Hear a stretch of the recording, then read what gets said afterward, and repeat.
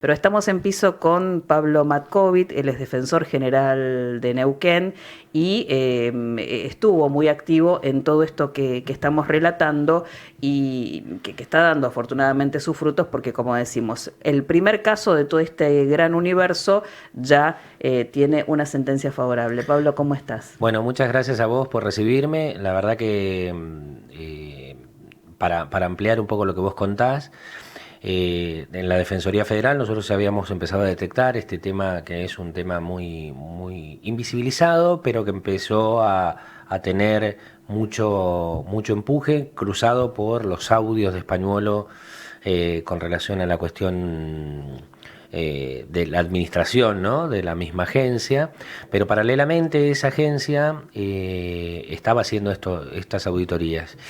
La gente de la subsecretaría también nos acercó muchos casos, no hemos tenido, lo hicimos desde la Defensoría Federal, no con el Defensor del Pueblo, sino que con la Defensoría Federal nosotros avanzamos mucho. Eh, Recaudamos 150 casos de 150 familias. Para ponerlo en casos, viste, a veces es como suena menos, pero si vos lo pensás Sí. como 150 familias que detectamos que le suspendieron las pensiones para que la gente pueda entender, hay más de 1,000,000 y pico de pensiones en la Argentina. 8 de cada 10 en este año y medio empezaron un proceso, a ser sometidas a un proceso de auditoría. Solo el 40%, el 45% tuvo... ¿Cómo lo hicieron? Como vos contaste, con unas cartas documentos, bueno, cartas documentos que las mandaban a domicilios viejos de la gente, los mandaron a algunos lugares donde no hay acuse de recibo y solo el 45% acusó el recibo. De ese 45, solo el 27 de ese 45 pudo entender lo que decía la carta, poder llevar la documentación y acercarse hasta el lugar. Entonces, todo el resto del universo, de los que no recibieron la carta, de los que no entendieron la carta, se dispuso, y lo que pasó es que se dispuso la baja de las pensiones. Esto pasó en julio. Por suerte, para transmitirle también tranquilidad a las familias, nosotros el primer caso individual, porque había mucha especulación de si hacer los juicios o no hacer los juicios por parte de otros organismos o de ONG, nosotros tuvimos la decisión firme de poder hacerla. Logramos el primer caso, que se le sumaron varios casos más que ya tenemos aquí en Neuquén con sentencias de medidas cautelares donde reconocen la ilegitimidad de lo que hizo la Agencia Nacional de Discapacidad. A partir de ahí nosotros intimamos sobre el resto de los 150 casos a la agencia.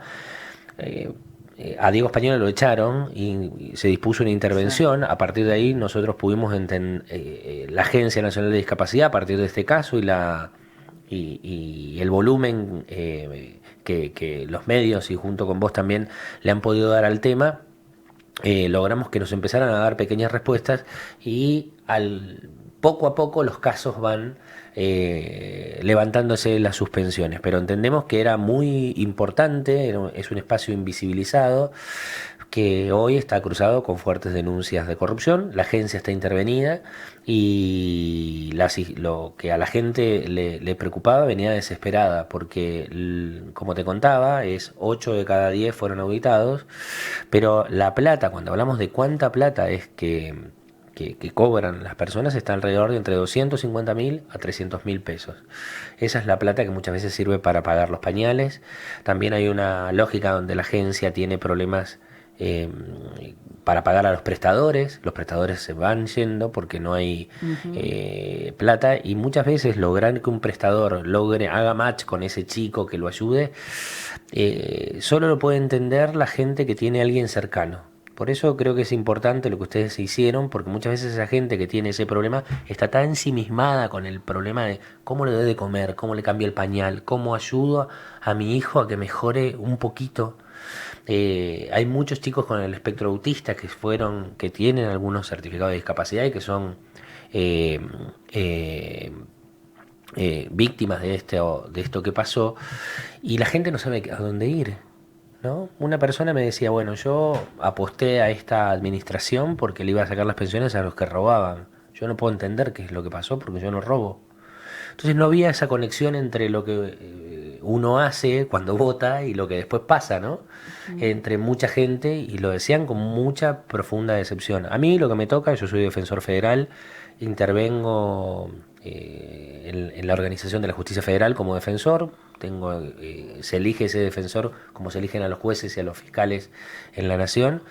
Y la verdad que lo que no podíamos hacer era mirar para otro lado. Nosotros llevamos el caso, y lo que es interesante es que ese caso es un caso que sirvió de modelo ahora para que en otros lugares del país también lo hicieran. Así que, viste, a veces uno no sabe el impacto de lo que uno hace hasta que después pasa eso. Así que la verdad que yo estoy muy contento, y también te agradezco a vos el espacio, que la gente que aún no se haya contactado y que tenga la pensión suspendida, o que sepan de un amigo, ¿no? Porque a veces la gente se queda en su casa, y lo que hizo los medios y esta exposición es que la gente sepa dónde poder ir. Así que yo te agradezco mucho, porque creo que la justicia y el servicio de justicia tienen que estar a disposición de la gente, y en los casos con las personas con discapacidad, todos los procedimientos tenemos que adaptarnos a las personas, no las personas a esos procedimientos que por lo general en la justicia son como expulsivos, ¿viste? Claro.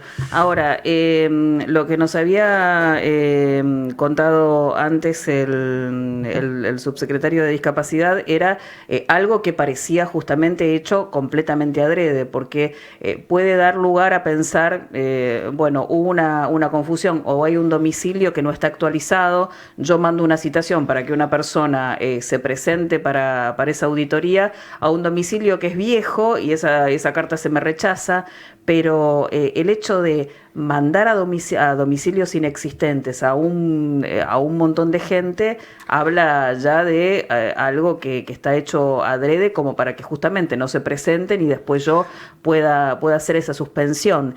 ¿Cómo se pueden tipificar cada uno de esos casos que recibieron? ¿Cuántos están dentro de este rango? ¿A cuántos para cuánto se utilizó otro tipo de estrategia? Mira, nosotros los casos, las lecturas políticas que se hagan, por supuesto que yo la dejo a los que... No es lectura política, hablamos justamente de la visión de la situaciones. subsecretaría, que tiene una mirada que la conozco. Sí, lo que yo te puedo decir es que detectamos, digamos, cuando uno trabaja sobre personas que tienen una situación tan delicada y sobre ese grupo familiar, digamos, no hay que ir como un elefante en el bazar, ¿no? Hay que ir con bisturí, porque por supuesto yo entiendo que es legítimo que separar la paja del trigo, y si hay pensiones que no están bien dadas, que se haga una auditoría, pero esa auditoría tiene que estar ajustada a una cosa que capaz que cuando yo lo escucho en los medios, viste, hablan los abogados, viste, mi hija, y se aburren, viste, y se hablan de los pactos. Bueno, hay una normativa que dice que los procedimientos tienen que adaptarse.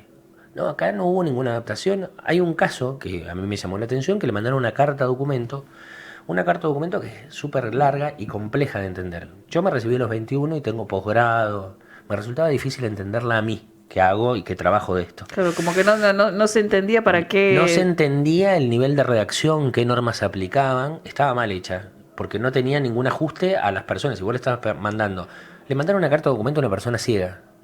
Entonces, y se la entregaron a otra persona. Por supuesto que esos son los problemas que tienen que ver con no utilizar un medio oficial. Utilizaron algunos, tercerizaron con el correo Andriani, ¿no?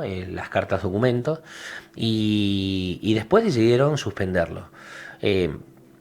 Esta medida, la verdad que nosotros nos encontramos con casos donde gente que no recibió la intimación, gente que las mandaron a otros domicilios, gente que las citaron en otros lugares del país, las citaron a lugares donde no existía, las citaron con un nivel de premura de un día para el otro, gente que es en situación de vulnerabilidad. No se dieron muchas alternativas. La verdad que sí, lo que puedo concluir, más allá del caso anecdótico de cada uno, es que esa auditoría estuvo mal hecha. No estuvo ni pensada ni estratificada por lo que uno espera de la Agencia Nacional de Discapacidad, que sean los que mejor herramientas tienen para auditar, ¿no? Porque es como si hubiese sido una auditoría a mansalva, sin tomar los recaudos, y entendiendo que para una persona que le suspende, bueno, total, viene y hace el reclamo. Bueno, muchas veces esas familias no saben ni a dónde ir, claro, ni qué hacer, ni cómo comunicarse, porque sabes que están preocupados porque ese niño ese día coma, porque ese día el niño cambiarle el pañal. Hay que entender lo que pasa con las personas con discapacidad, que es una cosa que no lo terminás de ver hasta que o que trabajás con ese colectivo o te pasa a vos. Porque a veces puede ser, las situaciones de discapacidad son múltiples.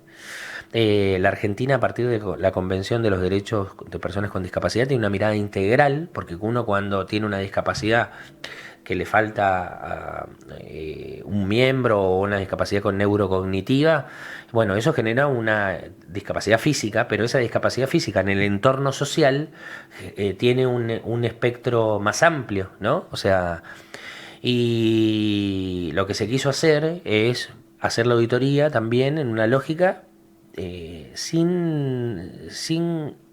ver realmente lo que le pasa a las personas con discapacidad, sin saber qué herramientas hay que utilizar. La ley de emergencia por discapacidad que se sancionó ayer, luego del rechazo del veto, es algo muy importante, porque intenta dar un estándar y de hacer un abordaje, actualiza las pensiones que son el 70% de la jubilación a la jubilación mínima, marca que las auditorías no pueden ser hechas conforme ese decreto que dictó el Ejecutivo. Uh-huh. En el medio puedo contarte que utilizaron unas herramientas que fue tal el grotesco de la comunidad científica, utilizaban categorías que no se utilizan hace 50 años en psicología, sí, bueno, y en eso, psiquiatría, sí. que casi son ofensivas. Sí. ¿Viste? De eso hubo un rechazo. Hubo un rechazo y lo derogaron. Pero bueno, ahora con la ley se abre un espacio de esperanza para las familias. Se suspendieron, según lo que yo tengo entendido, las auditorías. Sobre eso iba a preguntar, porque en realidad ayer la noticia fue, se suspenden las auditorías, pero no se habla de lo que pasó, de si va a haber una marcha atrás con las que fueron, en el marco de todas estas prácticas para auditar que fueron cuestionadas, si en realidad las que se dieron de baja va a volver a foja cero y se van a rehabilitar. Mira, eso no está claro. Nosotros lo que sí le decimos a la gente es que esté atenta. Nosotros estamos haciendo y continuando con los juicios hasta que tengamos una respuesta formal en cada expediente y en cada reclamo que hicimos. Bien. De que esto va a foja cero y que se restituye, y por supuesto que la nueva ley también establece procedimientos de auditoría, pero son en un marco de adecuación de lo que se necesita. Creo que esto fue algo... El titular de la agencia no tenía experiencia sobre la pertiz de la discapacidad, digamos, no era una persona ni conocida en el mundo de la defensa ni de los derechos para personas con discapacidad ni nada. Pero esto no es nuevo. En 2017 pasó lo mismo y la agencia también la tuvieron que intervenir. En ese momento la pusieron a cargo a Gabriela Michetti, sí, que uno puede discutir, o puede disentir o estar de acuerdo con su mirada política, pero era una persona que representaba a un colectivo por su condición de discapacidad,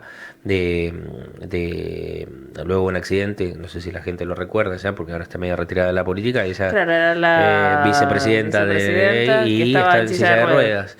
Y ahí volvieron atrás con las auditorías y empezaron un proceso más fino de auditoría que fue mejor al primero. Pensamos que ya el Estado había aprendido, pero lo que notamos es que siempre hay que estar atentos.